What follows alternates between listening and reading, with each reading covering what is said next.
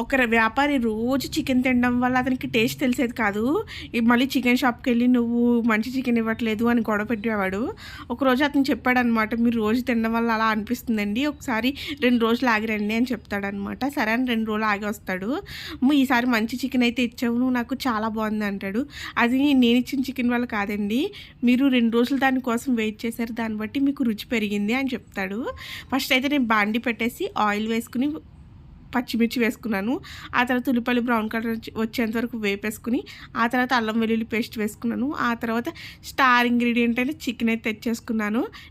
Chicken వేసేసుకుని బాగా వేపేసుకున్నాను. కారం వేసేసుకున్నాను. చికెన్ మసాలా కూడా అడ్జస్ట్ చేసుకున్నాను. యామ టేస్టీ అయిన చికెన్ కర్రీ అయితే రెడీ అయిపోయింది. నిజంగా మనకి వెయిట్ చేసి దాని రిజల్ట్ వస్తేనే మనకి చాలా హ్యాపీగా ఫీల్ అవుతాం. ఆ రిజల్ట్ని ఎంజాయ్ చేయగలుగుతాము. వెంటనే వచ్చేస్తే మనం అయితే ఆ రిజల్ట్ని ఎంజాయ్ చేయలేము. అసలు కొత్తిమీర చల్లుకుని తింటే ఉంటుందండి. సో